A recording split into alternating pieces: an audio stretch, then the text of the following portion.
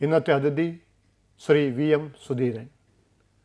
മലയാളികൾക്ക് അദ്ദേഹം സുപരിചിതൻ. അതുകൊണ്ട് തന്നെ ഒരു പരിചയപ്പെടുത്തൽ ആവശ്യമില്ല. സംസ്ഥാന മന്ത്രി, സ്പീക്കർ, ലോക്സഭാംഗം എന്നീ നിലകളിൽ കോൺഗ്രസിൻ്റെ നേതാവായി പ്രവർത്തിക്കുമ്പോഴും അദ്ദേഹം ഒരു വേറിട്ട ശബ്ദമായിരുന്നു. അതാണ് സുധീരൻ എന്ന രാഷ്ട്രീയ നേതാവിൻ്റെ പ്രത്യേകത. മിസ്റ്റർ സുധീരൻ, താങ്കൾ ഒരു സംശുദ്ധ രാഷ്ട്രീയത്തിന് വേണ്ടി ശബ്ദമുയർത്തുകയും പലപ്പോഴും കലഹിക്കുകയും ചെയ്ത ഒരു മനുഷ്യനാണ്. അങ്ങനെ ഉള്ള ഒരു സംശുദ്ധ രാഷ്ട്രീയത്തെക്കുറിച്ച് പ്രതീക്ഷ താങ്കൾക്കിപ്പോൾ നഷ്ടപ്പെട്ടിട്ടുണ്ടോ? സംശുദ്ധ രാഷ്ട്രീയത്തെക്കുറിച്ച് എനിക്കിന്നും വലിയ പ്രതീക്ഷയാണുള്ളത്. നമ്മുടെ രാഷ്ട്രീയ പ്രസ്ഥാനങ്ങളിലും സമൂഹത്തിലും പൊതുരംഗത്തും സംശുദ്ധി നിലനിർത്തണം, സംശുദ്ധമായ സാഹചര്യം വളർത്തിയെടുക്കണമെന്ന് ആഗ്രഹിക്കുന്ന ഒട്ടനവധി പേരുണ്ട്. നിർഭാഗ്യവശാൽ പലപ്പോഴും ഈ അവസരവാദപരമോ അല്ലെങ്കിൽ സ്വാർത്ഥമോ ആയിട്ടുള്ള രാഷ്ട്രീയത്തിന് വലിയ ഹൈലൈറ്റ് കിട്ടാറുണ്ട്. പക്ഷേ അതെല്ലാം ദീർഘകാലം നിൽക്കുമെന്ന അഭിപ്രായം എനിക്കില്ല. സുധീരന് ശരിയെന്ന് തോന്നുന്ന അഭിപ്രായങ്ങൾ തുറന്ന് പറഞ്ഞ ഘട്ടത്തിലൊക്കെ അതിനോട് അഭിപ്രായ വ്യത്യാസം ഉള്ള ധാരാളം ആളുകൾ ഉണ്ടായിട്ടുണ്ട്. പക്ഷേ നിങ്ങൾക്ക് എതിരാളികളുണ്ടായിരുന്നില്ല. പക്ഷേ ഇപ്പോൾ VM സുധീരൻ എന്ന രാഷ്ട്രീയ നേതാവിന് എതിരാളികളുള്ളതായി തോന്നുന്നത്, അങ്ങനെ ഒരു മാറ്റം ഉണ്ടാകുന്നതിന് കാരണമെന്താണ്?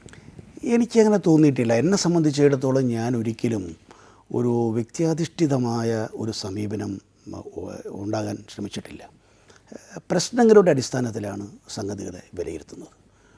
അത് കുട്ടിക്കാലം മുതൽ തന്നെ KSU, യൂത്ത് കോൺഗ്രസ് രാഷ്ട്രീയ രംഗത്ത് വരുമ്പോഴൊക്കെ നേരിൻ്റെ കൂടെ നിൽക്കാനും ന്യായത്തിൻ്റെ കൂടെ നിൽക്കാനുമുള്ള ഒരു വളരെ താല്പര്യമാണ് ശ്രമിച്ചു പോന്നിട്ടുള്ളത്. അത് നിയമസഭാ സ്പീക്കറായിരുന്ന കാലത്തും മന്ത്രിയായിരുന്ന കാലത്തും മറ്റ് സ്ഥാനങ്ങൾ വഹിച്ച സന്ദർഭങ്ങളിലൊക്കെ തന്നെ ഒരുതരം ഫെയർ ആയി പോകണം എന്നുള്ള നിർബന്ധ ബുദ്ധി വെച്ച് പുലർത്തുകയും അതിനുവേണ്ടി പരിശ്രമിക്കുകയും ചെയ്തിട്ടുണ്ട്. ഇപ്പോൾ ചില ഘട്ടങ്ങളിൽ ചില ഇഷ്യൂ വരുമ്പോൾ നമുക്കറിയാം, നമ്മൾ ഉദ്ദേശിക്കാത്ത ടേണിൽ തന്നെ പോയെന്ന് വരും. അത് ഇഷ്യൂ ബേസ്ഡായി വരുന്ന പ്രശ്നങ്ങളിൽ പോലും ചിലപ്പോൾ അത് വ്യക്തിപരമായ അംശങ്ങളുണ്ടാകുമല്ലോ. അപ്പോൾ സ്വാഭാവികമായി കുറച്ച് വ്യക്തിപരമായ ഉണ്ടായാൽ നമുക്കത് അതൊരു യാഥാർത്ഥ്യമായി അംഗീകരിച്ചേ മതിയാവും. പക്ഷെ നമ്മളത് ആ തരത്തിലുള്ള ഏതെങ്കിലും വ്യക്തിയോടോ ആളുകളോടോ അങ്ങനെ ഒരു വ്യക്തിപരമായ വിദ്വേഷമോ അകൽച്ചയോ വെച്ച് പുലർത്താതെ നമ്മൾ നമ്മുടേതായിട്ടുള്ള ഒരു വിലയിരുത്തലിൻ്റെ അടിസ്ഥാനത്തിൽ കാര്യങ്ങൾ മുന്നോട്ട് പോകുന്നു, അതനുസരിച്ച് പ്രവർത്തിക്കുക എന്നുള്ള ഒരു രീതിയിലാണ് ഞാൻ എടുത്തിട്ടുള്ളത്. അല്ല, വ്യക്തിയാധിഷ്ഠിത രാഷ്ട്രീയത്തെക്കുറിച്ച് താങ്കൾ പറഞ്ഞു. പക്ഷേ ഇപ്പോൾ താങ്കൾക്കെതിരെയുള്ളൊരു വിമർശനം, താങ്കൾ കോൺഗ്രസ് പാർട്ടിയേക്കാൾ വലുതാണ് എന്ന് ചിന്തിച്ചുകൊണ്ട് അഭിപ്രായ പ്രകടനങ്ങൾ നടത്തുന്നു, എതിർപ്പുകൾ പ്രകടിപ്പിക്കുന്നു എന്നുള്ളതാണ്. അതിനെന്തെങ്കിലും അടിസ്ഥാനം ഉണ്ടോ? അതിൽ യാതൊരു അടിസ്ഥാനവുമില്ല.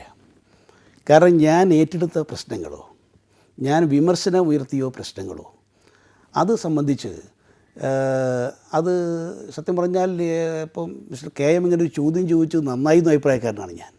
കാരണം ഞാൻ അത്തരം പ്രശ്നങ്ങളെ സംബന്ധിച്ച് എൻ്റെ അഭിപ്രായം ഭരണാധികാര സ്ഥാനത്തുള്ള നേതൃതലത്തിലുള്ള വ്യക്തികളെ നേരിട്ടും അല്ലെങ്കിൽ കത്ത് മുഖാന്തരവും അതല്ലെങ്കിൽ രേഖാമൂലവും അറിയിച്ച് അവരുടെ പ്രതികരണത്തിന് വേണ്ടി കാത്തിരുന്ന് ഒരു നിവൃത്തിയില്ലാത്ത ഘട്ടത്തിലാണ് പൊതു താല്പര്യം വെച്ചുകൊണ്ട് ഈ കാര്യങ്ങൾ പറയുന്നത്. അല്ലാതെ പെട്ടെന്നൊരു ദിവസം ഏതെങ്കിലും ഒരു ഇഷ്യൂ ടേക്കപ്പ് ചെയ്തുകൊണ്ട് അത് മറ്റ് തരത്തിലുള്ളവരുടെ അഭിപ്രായം ആരായാതെ അല്ലെങ്കിൽ അവർക്കതിനുള്ള അവസരം കൊടുക്കാതെ എൻ്റെ തന്നിഷ്ടപ്രകാരം പോവുക എന്നുള്ള രീതി എൻ്റെയല്ല.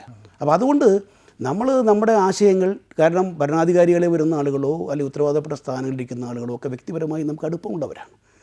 നമ്മൾ കൂടി പ്രതികരിക്കുന്ന പ്രസ്ഥാനത്തിൻ്റെയോ മുന്നണിയുടെയോ നേതൃതലത്തിൽ പ്രവർത്തിക്കുന്നവരാണ്.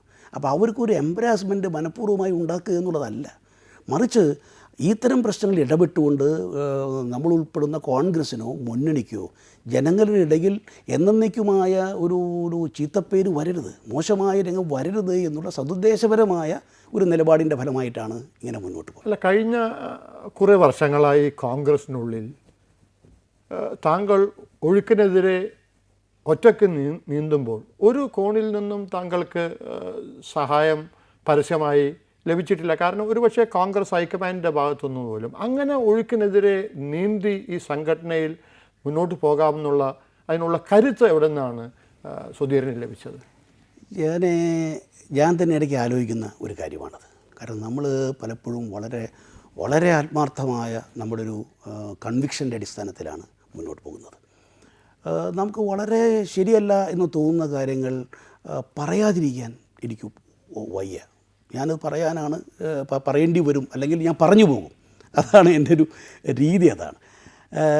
പക്ഷേ അത് വരുന്ന അവസരത്തിൽ ജനങ്ങളിൽ നിന്നും കാണുന്ന പ്രതികരണം, നമ്മളെടുക്കുന്ന നിലപാടുകൾ ജനങ്ങളെ സംബന്ധിച്ചിടത്തോളം നമ്മൾ യാത്രയ്ക്കിടയിൽ മറ്റു തലങ്ങളിൽ കത്ത് മുഖാന്തരം മറ്റു തരത്തിലൊക്കെ കിട്ടുന്നൊരു പ്രതികരണം നമുക്ക് പലപ്പോഴും ഒരു ആശ്വാസമോ അല്ലെങ്കിൽ ഒരു പ്രോത്സാഹനമോ ആണെന്ന് പറയാതിരിക്കാൻ നിവൃത്തിയില്ല.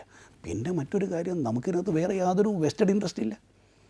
വെസ്റ്റഡ് ഇൻട്രസ്റ്റ് ഇല്ലാത്ത കാലത്തോളം നമുക്ക് ന്യായമാണ് എന്ന് തോന്നുന്ന കാര്യങ്ങൾ ഉയർത്തിപ്പിടിക്കാനോ അതിനുവേണ്ടി പൊതുജനാഭിപ്രായം രൂപീകരിക്കുന്ന ഘട്ടത്തിൽ ആ ഒരു പ്രക്രിയയിൽ നമ്മുടേതായ ഒരു പങ്ക് വഹിക്കുന്നതോ വളരെ നമ്മുടെ രാഷ്ട്രീയ പ്രവർത്തനത്തിൻ്റെ ഒരു ശക്തിയായിട്ടാണ്. അല്ല, അങ്ങനെ ഒരു ധാർമ്മിക ചിന്തക്കും നീതിബോധത്തിനും ഒക്കെ എന്തെങ്കിലും ഒരു ആധാരശീല ജീവിതത്തിൽ ഉണ്ടെന്ന് നിങ്ങൾ അംഗീകരിക്കുന്നുണ്ടോ, അല്ലെങ്കിൽ സുധീറിന് ബോധ്യപ്പെട്ടുണ്ട്? ഇതിനെല്ലാം എനിക്ക് പ്രേരക ശക്തി നൽകുന്ന ഒരു ആധാരശീല ജീവിതത്തിൽ?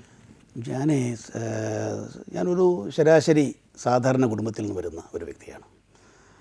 ഞാൻ രാഷ്ട്രീയ പ്രവർത്തനം ആരംഭിക്കുന്നത്, രാഷ്ട്രീയമായ ആശയങ്ങൾ എൻ്റെ മനസ്സിൽ വരുന്നത് എൻ്റെ ചുറ്റുപാടുകളുള്ള സാഹചര്യം കണ്ടുകൊണ്ടാണ്. അന്തിക്കാട് പഞ്ചായത്തിൻ്റെ ഒരു പടിഞ്ഞാറ് ഭാഗത്ത് പുലാമ്പഴക്കടവിലാണ് ഞാൻ ജനിച്ചത്. അവിടെയാണെങ്കിൽ അന്ന് കമ്മ്യൂണിസ്റ്റ് പാർട്ടിക്ക് വളരെ സ്വാധീനമാണ്. കാരണം തുണ്ട് തെല്ലുന്ന ചകിരിത്തൊഴിലാളികളുടെ നിരന്തരമായ സമരമൊക്കെ കണ്ടുകൊണ്ടാണ് ഞാൻ വളർന്നിട്ടുള്ളത്. അന്തിക്കാട് ഒരു സമരവേദിയായിരുന്നു ദീർഘമായ കാലഘട്ടം. CKP പ്രഭാകരനെ പോലുള്ള നേതാക്കളാണ് അന്നത്തെ അവിടുത്തെ കമ്മ്യൂണിസ്റ്റുകാരായിട്ടുള്ള അവരുടെ ഒരു ഹരമായിരുന്നു അദ്ദേഹം. അദ്ദേഹത്തെ പോലുള്ള ആളുകൾക്ക് വലിയ നേതാക്കന്മാരായിരുന്നു. അപ്പോൾ ഞങ്ങൾ, പക്ഷേ എനിക്ക് ഇതൊക്കെ കണ്ടു വളർന്ന് എന്നെ സംബന്ധിച്ചിടത്തോളം കമ്മ്യൂണിസ്റ്റ് ആകാനല്ല തോന്നിയത്. പക്ഷെ എൻ്റെ മനസ്സിനെ കുട്ടിക്കാലം മുതൽ തന്നെ പിന്നെ എൻ്റെ മനസ്സിനെ കുറേ ചിന്തിക്കാൻ തുടങ്ങിയ കാലം, ചിന്തിക്കാമെന്ന് പറഞ്ഞാൽ അന്ന് 8ാം ക്ലാസ് 8ാം ക്ലാസ് പഠനം നടത്തുന്ന കാലത്ത് തന്നെ കുറച്ച് വായിക്കുമായിരുന്നു. സ്കൂൾ ലൈബ്രറി, മറ്റ് ലൈബ്രറികൾ, പിന്നെ ഈ രാഷ്ട്രീയ യോഗങ്ങൾ കേൾക്കാൻ പോകും. പക്ഷെ എനിക്ക് വളരെ വളരെ ആരാധന തോന്നിയിട്ടുള്ളത് ഗാന്ധിജി, നെഹ്റു, അങ്ങനെയുള്ള ദേശീയ നേതൃത്വത്തിൻ്റെ അവരെക്കുറിച്ചുള്ള കേട്ടറിവും വായിച്ചറിവും എൻ്റെ മനസ്സിനെ സംബന്ധിച്ചിടത്തോളം ഒരു നല്ല സമൂഹത്തെക്കുറിച്ചുള്ള ധാരണ വളർത്തുകയും അവരൊക്കെ ഉൾപ്പെടുന്ന രാഷ്ട്രീയ പ്രസ്ഥാനം, അത് കോൺഗ്രസ്, അങ്ങനെ ഒരു മാനസികമായി കുട്ടിക്കാലം മുതൽ തന്നെ ഒരു കോൺഗ്രസ് അനുഭാവിയായി പിന്നീട് കോൺഗ്രസ് പ്രവർത്തകനായി മാറിപ്പോവുകയായിരുന്നു.